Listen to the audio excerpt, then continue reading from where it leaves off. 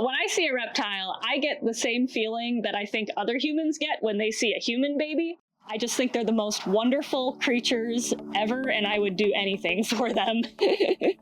Today we're heading into the Holden Reptile Conservation Center for a wild adventure to connect with Reine, one of the passionate reptile keepers here at the Detroit Zoo who wears their love for these incredible animals proudly on their sleeve.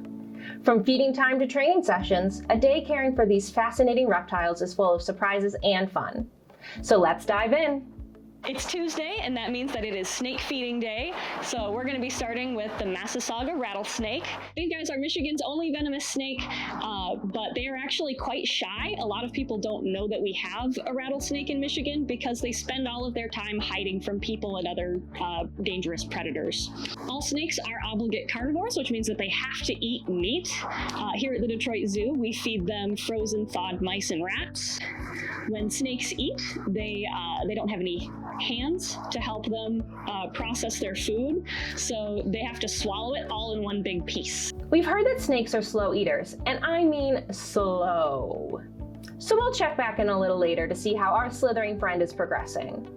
Next up on today's schedule, training time. One of the things I love the most about training is that it is a way for us to communicate with the animals and the animals to communicate with us. This is the fly river turtle, and these guys are a really interesting species. A lot of people think he's a sea turtle because of his flippers. He does look a lot like a sea turtle, but these guys actually live in freshwater rivers in Australia. His keeper has been working very hard with him to get him comfortable around people, and he actually will now come up to us when we ask him to by tapping on the edge of his pool. And when he comes over, we give him one of his favorite snacks. Right here, he's getting super worms, and that is going to reinforce that behavior and make him more likely to do it in the future. One of my favorites to work with is the Fiji iguana here. I do a target training program with her, and she has been doing phenomenally. I get her to come up to the door, touch her nose to the ball, and we're getting her used to touch because we want to be able to do blood draws and ultrasounds and other necessary parts of her care. All of our animals need vet care at some point in their lives, so we try to prepare them for that as well as we can to make it stress-free for everybody involved.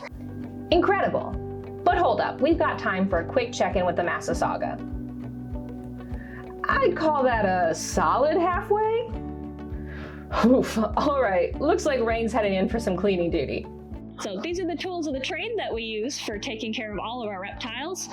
Some of them are for safety, some of them are for cleaning, some of them we have to build ourselves.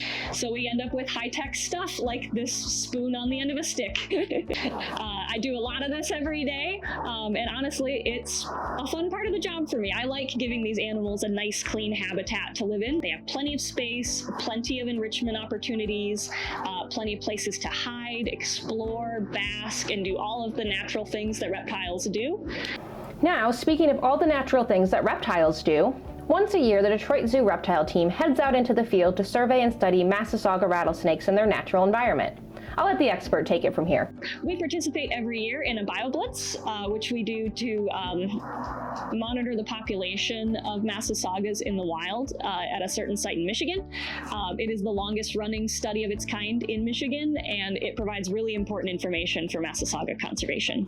In the time it took to learn about that important work, mealtime for this massasauga has come to an end. And finishing in a speedy 6 minutes, you could even call this fast food.